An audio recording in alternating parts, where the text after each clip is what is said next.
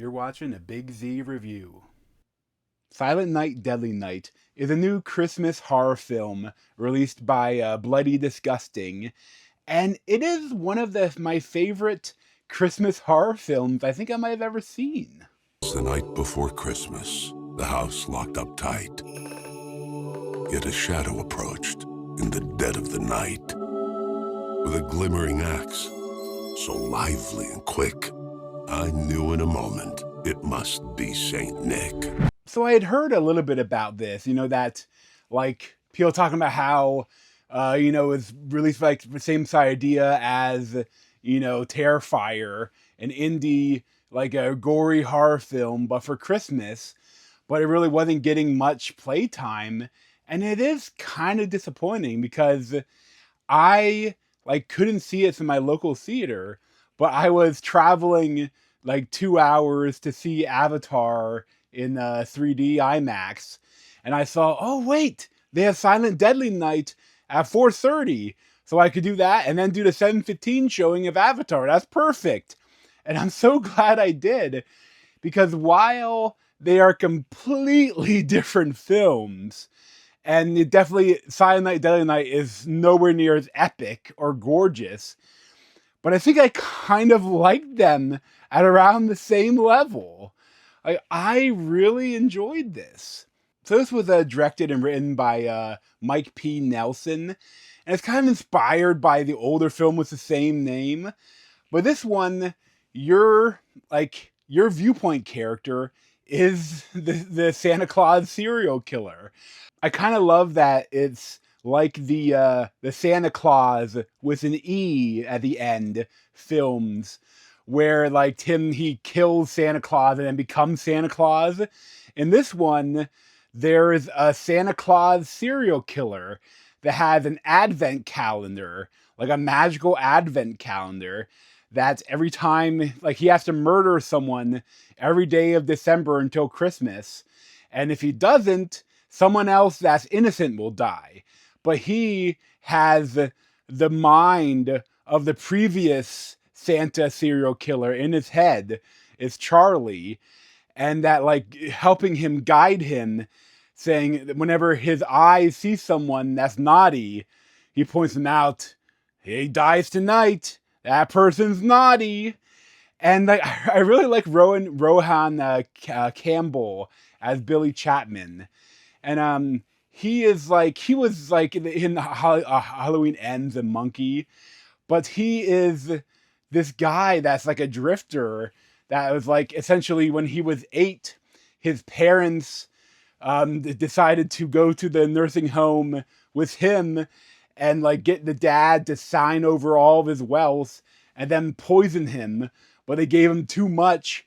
And while he went into like say, "Oh, Merry Christmas, I love you, Grandpa," sort of vomiting blood everywhere, and the janitor saw this really odd thing, and he knew that that his parents were bad, and the Santa Claus killer like stabbed and blew away the mom, stabbed the dad, blew away the mom, but like the mom like stabbed him in the neck with her stiletto heels, so he's laying there dying, and he said, "Take my hand," and Billy takes his hand, and the spirit of Christmas, if the spirit is the serial killer, goes into him.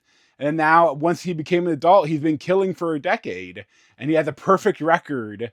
But now he's stopping in this little town, and he sees this beautiful woman getting coffee and going into a Christmas store across the street. Ruby Modine as Pamela Sims, and he decides to, work at this. They're looking for help. They work at this little shop while Charlie is telling him to kill people that need to be killed, and like it's really good. It's honestly it's a little bit of a Christmas romance here too, like except that like but it's cute. It's funny and kind of cute. Where like the girl, she is like we really don't have much to talk about unless you're a serial killer. I love true crime, and he's like, well, oh no, I guess not. And it's funny because like she's like as crazy as him, because like she invites him to like a practice for her nephew, and the nephew is getting beat up by two bigger kids, and she runs down and bashes the kids in with a hockey stick, like, and then, but then she gets out without any jail time or anything because her ex-boyfriend is a cop. So that's like, and the whole time Charlie keeps like sensing something, but whenever he looks at where the boyfriend was, the boyfriend's gone, so he never gets a clear view of him. But he senses something's wrong, and someone bad is in the area. Like I love that. They never, at no point did you have to say, "Oh, this guy's insane."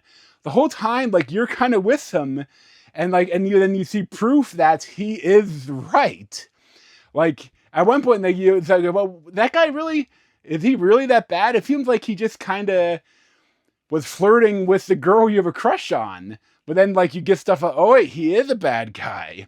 But my favorite scene is that there's this one at the hockey game.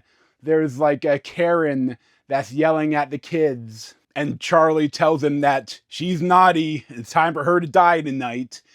And like when he goes out to her house, like an hour away, and to kill her, he walks in and there's this giant Nazi rally, like a Nazi Christmas party that she is leading with like an SS hat, and like we bringing back a white Christmas, and and he like, okay, everyone dies, and locks the door and brings out an axe and just go axe murderer, Santa Claus axe murderer, killing everyone in the building, all dressed up like Santa Claus and Rudolph. And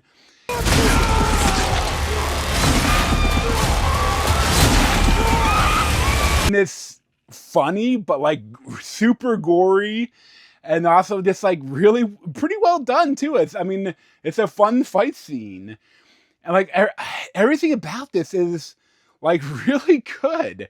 Like I'm surprised I haven't heard more about it. Like I hope, like maybe if people are talking about more, they'll get a little bit of a wider release. But like I don't know, with Christmas is right here, it's a perfect time for it. But I don't know, there's a lot of big movies out right now, so I don't know if like a lot of screens are being taken up by that or what.